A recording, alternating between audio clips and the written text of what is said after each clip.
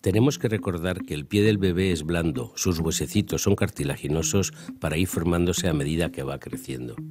Con la propia dificultad de la inmadurez, inicialmente el caminar es muy inestable y de pasos cortos, tendiendo los niños a dejarse caer sentados antes que tropezar.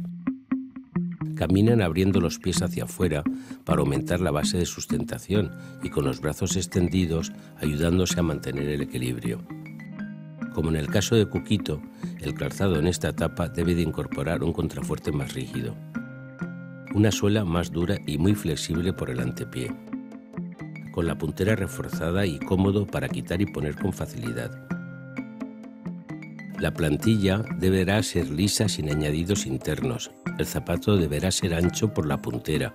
y aunque sea botinado, que es práctico ya que si son bajos se suelen caer con frecuencia, la altura debe de ser de material blando y flexible para no comprometer la movilidad del tobillo.